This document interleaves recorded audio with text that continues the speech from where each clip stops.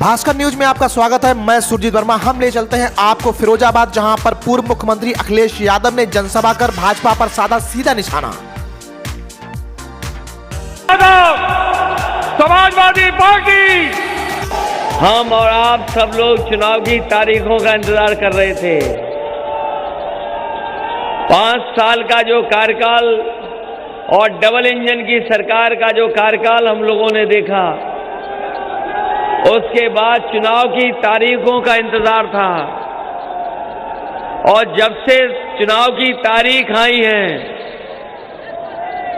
और पहले चरण का चुनाव शुरू हुआ है, मैं समझता हूं आप सब लोगों को पता होगा कि पहले चरण के लोगों ने जो वोट डाला है और वोट डालने के बाद जो हवाएं चली हैं, उसमें भारतीय जनता पार्टी का मौसम खराब हो चुका है। ये सूचना तो आ गई होगी पहले चरण वाली, और दूसरे चरण का भी सबको पता है कि दूसरे चरण में भारतीय जनता पार्टी बच नहीं सकती। पूरी की पूरी सीटें समाजवादियों के पक्ष में आने वाली हैं और ये तीसरे चरण का चुनाव है। और सिरसागंज, फिरोजाबाद, एटा, इटावा अपने घर का चुनाव है। बताओ, भारतीय जनता पार्टी की जमानत जब्त करोगे कि नहीं करोगे? अभी भारतीय जनता पार्टी के बड़े नेता नहीं आए होंगे, हो सकता है आने वाले हों। आज के बाद कुछ सोचेंगे कि जाएं कि न जाएं, लेकिन उनके भाषण तो आपने सुने होंगे।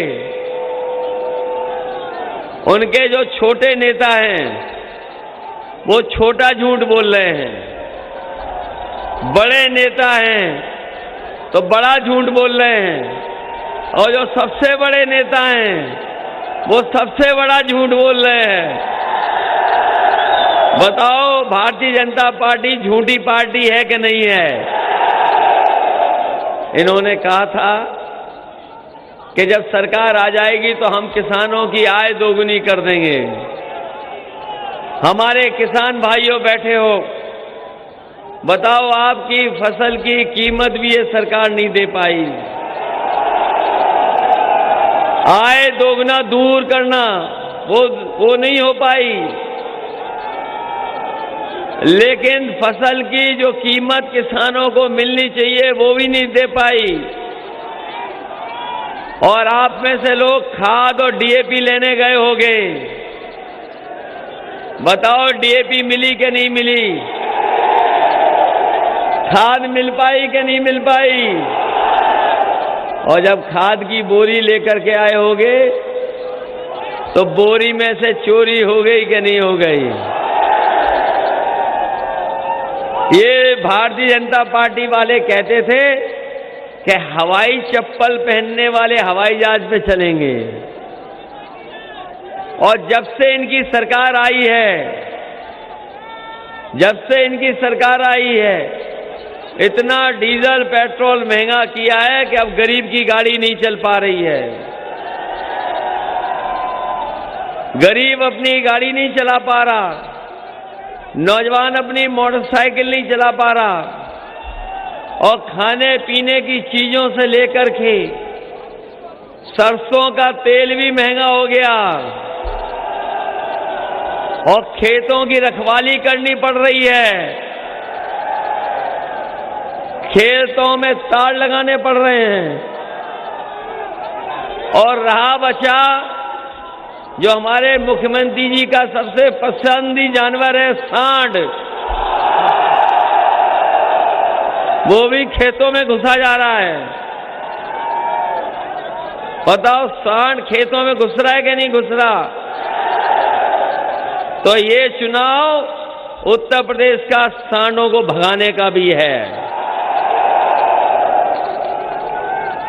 इधर हमारे मुख्यमंत्री जी कह रहे हैं कि गर्मी निकाल देंगे। हमारे मुख्यमंत्री जी जो हैं वो कह रहे हैं गर्मी निकाल देंगे, लेकिन जब से पहले चरण का चुनाव हुआ है इनके नेता कार्यकर्ता ठंडे हो गए हैं। और आपने फ्रिज देखी होगी, फ्रिज, उसमें सामान ठंडा रहता है। कभी कभी फ्रिज खराब हो जाती है तो ठीक कराना पड़ता है, तो मैकेनिक बोलता है इसका कंप्रेसर खराब है। ये जो गर्मी निकालने वाले हमारे मुख्यमंत्री हैं, क्या ये कंप्रेसर हैं जो सर्दी लगा देंगे? हम अपने नौजवानों को कह करके जा रहे हैं कि पिछले कई सालों से फौज की भर्ती नहीं हुई है और जितनी पुलिस की नौकरी निकलनी चाहिए थी वो नहीं निकली है। और ये टीटी वाले जानते होंगे, बीएड वाले जो पिछले कई वर्षों से आंदोलन कर रहे हैं, इंतजार कर रहे हैं कि इन्हें कब नौकरी मिलेगी। जिन्हें नौकरी दी शिक्षा मित्र को उनकी छीन ली नौकरी। बीएड वाले हैं, बीटीसी वाले, बीपीएड वाले हैं। और अभी सरकारी नौकरियों की जानकारी मिली है, लगभग 11 लाख खाली है। मैं अपने नौजवानों को भरोसा दिला के जा रहा हूं कि समाजवादी सरकार बनेगी तो सरकार की जितनी भी नौकरी खाली हैं उन सभी पदों को भर करके, चाहे हमें बीएड, बीटीसी या जितने भी नौजवान हैं उनकी समस्या का समाधान करना पड़े तो हम लोग करने का काम करेंगे। इधर कोरोना की वजह से और ये जो बीमारी आई उसकी वजह से बहुत सारे नौजवानों की ओवर एज हो गई है। अगर उम्र की छूट भी देनी पड़ी तो छूट दे करके अपने नौजवानों को मौका देने का काम करेंगे। इसलिए इस चुनाव में हम आपसे सहयोग और मदद मांगने आए हैं। बताओ मदद करोगे कि नहीं करोगे? और हम भरोसा दिला के जा रहे हैं कि इस क्षेत्र का कितना भी विकास कराना पड़ेगा उसके लिए पैसा कम नहीं पड़ेगा, ज्यादा से ज्यादा विकास कराने का काम समाजवादी लोग करेंगे। तो ये चुनाव केवल सरकार बनाने का नहीं है, नौजवानों आपको अपने भविष्य को बेहतर बनाने का चुनाव है। और वहीं हम किसान भाइयों से कहना चाहते हैं, ये चुनाव आपकी खुशहाली के साथ साथ आपके मान सम्मान का भी चुनाव है। इसलिए इस मौके पर हम आपसे अपील करना चाहते हैं। अब हमें नहीं पता वो खाने वाली बात तो मैं कह चुका हूं, खेत कौन बर्बाद कर रहा है।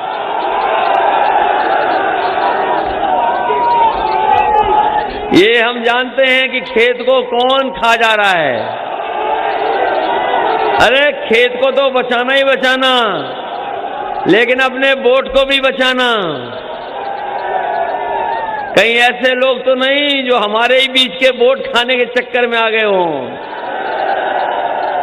लेकिन यहां की जनता ने देखा है कि हाथरस की बेटी के साथ क्या हुआ था। जब उसके परिवार के लोग मदद के लिए गए पुलिस पर, लेकिन सरकार के लोगों ने उस परिवार की मदद नहीं की। उनके परिवार के सदस्य लोग रोते रहे, भाई रोता रहा, मां से लेकर के और सदस्य थे, सब सरकार से कहते रहे कि इसका दाह संस्कार सवेरे करना। लेकिन सरकार के लोग नहीं माने, रात में ही उस बेटी का दाह संस्कार कर दिया और बिना सम्मान दिए उस बेटी का दाह संस्कार करने का काम किया। और एक घटना नहीं, जो लोग दावा करते हैं कि उनकी पुलिस और कानून व्यवस्था अच्छी है, वो बताएं कि एक व्यापारी कारोबार के लिए गोरखपुर गया, पुलिस के लोगों ने इतना पीटा कि उसकी जान चली गई। ये वो घटना है जो मुख्यमंत्री के अपने क्षेत्र में हुई है। और अगर आप आंकड़े देखोगे, सबसे ज्यादा हिरासत में अगर कहीं लोगों की मौत हुई है तो वो उत्तर प्रदेश में हुई है, जहां पुलिस ने पीट पीट करके लोगों की जान ली है। सबसे ज्यादा फेक इनकाउंटर अगर कहीं हुए हैं तो उत्तर प्रदेश में हुए हैं। और अगर कहीं माफिया क्रिकेट खेल रहे हैं तो वो उत्तर प्रदेश में खेल रहे हैं। जो 25,000 के इनामी हैं, उनके लिए अगर कोई पिच बना रहा है पुलिस कप्तान, तो वो उत्तर प्रदेश में बना रहे हैं। और पूरे देश में कहीं कोई आईपीएस फरार नहीं है। आईपीएस अगर कहीं फरार है तो भारतीय जनता पार्टी की सरकार में एक आईपीएस फरार है। और पूरे देश में किसी मुख्यमंत्री पर इतने मुकदमे नहीं होंगे जितने हमारे बाबा मुख्यमंत्री पर मुकदमे हैं। और उनका भाषण सुनो, सुबह से ही भाषण क्या देते हैं। वो भाषण इसलिए सुबह से देते हैं क्योंकि सवेरे उठ करके सबसे पहले वो चेहरा अपना देखते हैं, और जैसे ही अपना चेहरा देखते हैं उसके बाद वो भाषण वही देते हैं। इसलिए इस चुनाव में, तीसरे चरण के चुनाव में, हम आपसे विशेष अपील करने आए हैं कि समाजवादी लोग काम करना चाहते हैं, विकास करना चाहते हैं। और जब कभी समाजवादियों को मौका मिला होगा, समाजवादी पार्टी ने ज्यादा से ज्यादा विकास करने का काम किया। अगर सड़कें बनानी पड़ी होंगी तो ऐसी सड़क बनाई है जो उदाहरण देती है कि ऐसी सड़क बननी चाहिए। मुझे याद है कि जब सबसे पहला मेडिकल कॉलेज बनना शुरू हुआ था तो समाजवादी सरकार ही थी जब मेडिकल कॉलेज फिरोजाबाद का बनना शुरू हुआ था। न केवल मेडिकल कॉलेज, स्कूल बनाने की बात रही होगी तो स्कूल बनाए होंगे। अगर कोई पानी की व्यवस्था को खेतों तक पहुंचाने की बात रही होगी तो पानी पहुंचाया। पुल बनाने की बात रही होगी तो पुल बने होंगे। और सुविधाएं देने की बात रही होगी तो और सुविधाएं भी दी होंगी। इसलिए आप सब लोगों से हमारी अपील है, निवेदन है कि जहां समाजवादी पार्टी विकास करती है और जनता को भरोसा है विकास के, वहीं आने वाले समय में समाजवादी पार्टी ने तय किया है कि अगर समाजवादी सरकार बनेगी तो हमारी घरेलू बिजली 300 यूनिट फ्री होगी, किसी को बिल नहीं देना पड़ेगा।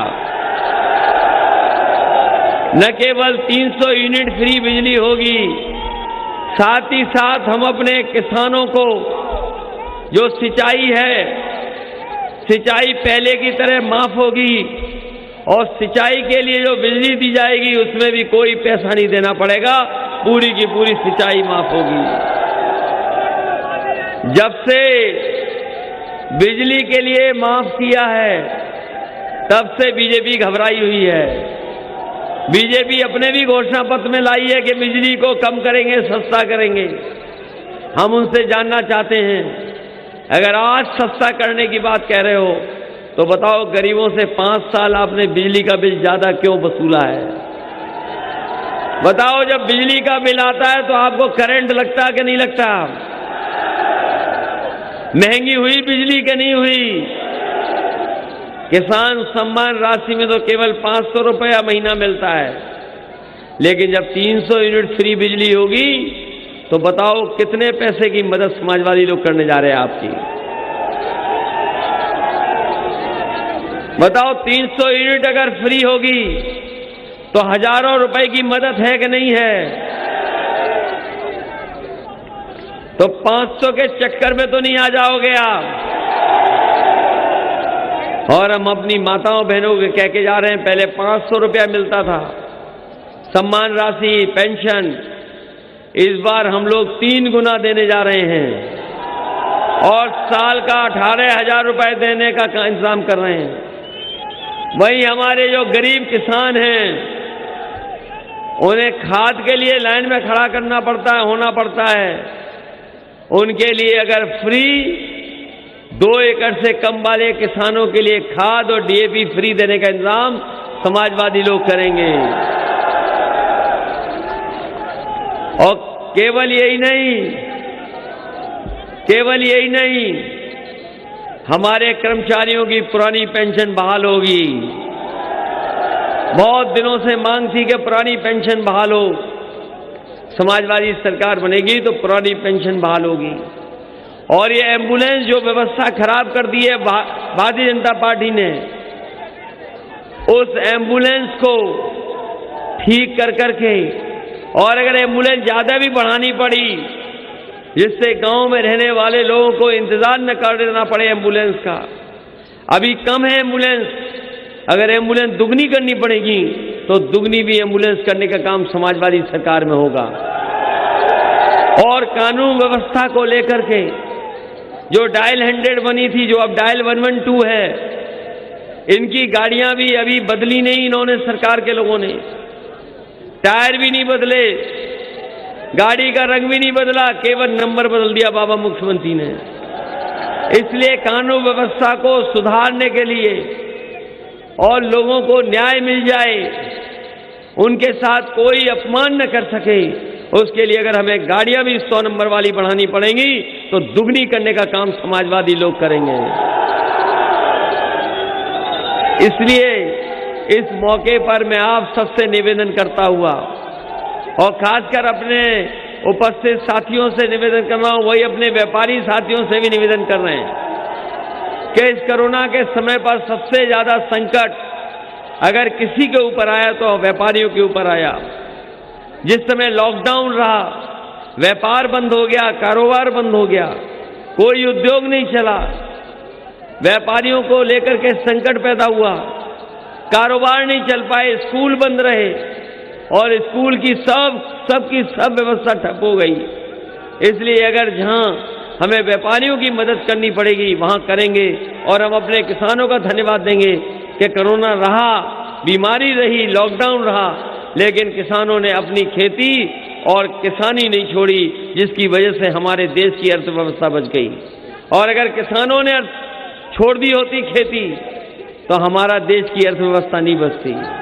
इसलिए इस मौके पर एक नौजवान साथी को हम लोगों ने चुनाव लड़ाने का फैसला लिया है, सर्वेश यादव। बताओ इनकी मदद करोगे कि नहीं करोगे? इनको जिताओगे कि नहीं जिताओगे? और पुराने घाघ तो अब छोड़ के चले गए हैं, उनसे बचाओगे कि नहीं बचाओगे? कहीं वो लौट तो नहीं आएंगे? अगर ज्यादा वोट से हरा दोगे तो लौटने नहीं देंगे उन्हें। ये अच्छा हुआ चले गए। इसलिए हम धन्यवाद देते हैं भारतीय जनता पार्टी को कि कम से कम हमारा परिवारवाद खत्म कर दिया उन्होंने। बहुत बहुत धन्यवाद आपका।